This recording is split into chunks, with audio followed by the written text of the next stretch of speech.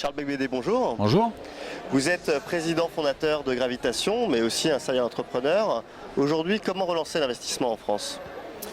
Écoutez, dans la mondialisation, c'est vrai qu'il y a pas mal de concurrence, mais en même temps, il y a des opportunités fantastiques. Et ce qu'il faut, c'est s'en sortir par l'innovation.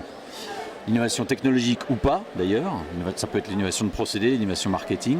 Et pour favoriser l'innovation, il faut qu'il y ait un bon écosystème.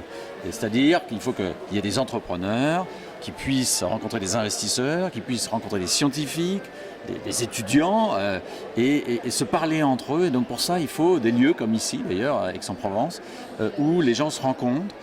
Mais c'est vrai qu'en France, malheureusement, on n'a pas assez d'investisseurs. Donc il faudrait qu'on ait des fonds de pension, c'est toute une réflexion sur l'épargne à mener pour qu'il y ait un peu plus de carburant.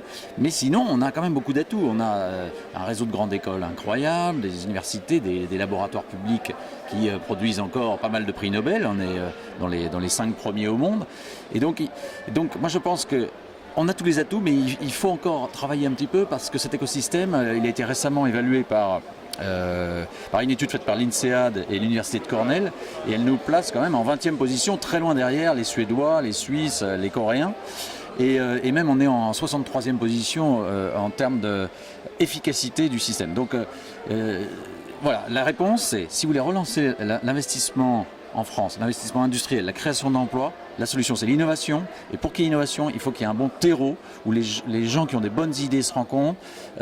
Souvent les meilleures startups, c'est la conjonction de deux grandes tendances. Par exemple, il y a une très belle startup à Aix-en-Provence qui s'appelle WeZips, Sun Partners.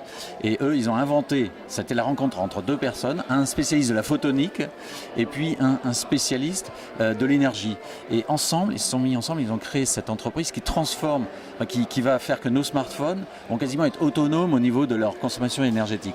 C'est extraordinaire et peut-être dans 3 ans, tout le monde aura leur petit système inside.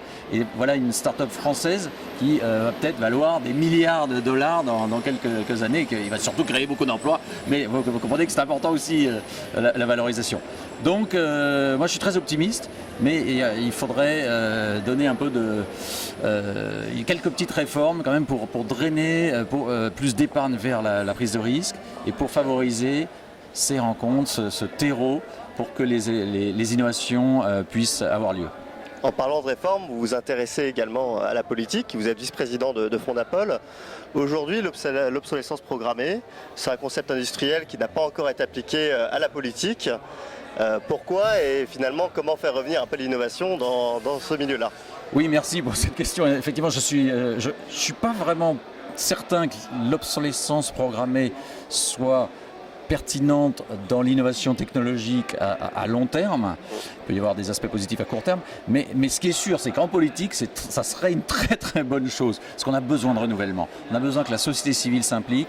Si vous voulez, on ne peut pas laisser, la France va très mal, on ne peut pas laisser la politique à des professionnels qui finissent par avoir toujours le même raisonnement, peuvent parfois, au bout de 10-20 ans, et c'est compréhensible, perdre leur enthousiasme, leur énergie et reproduire toujours les mêmes idées, voire même acquérir, hélas, un certain cynisme vis-à-vis de la réforme. Et donc on a besoin qu'il y ait plus de renouvellement. Et donc oui à l'obsolescence programmée dans la politique.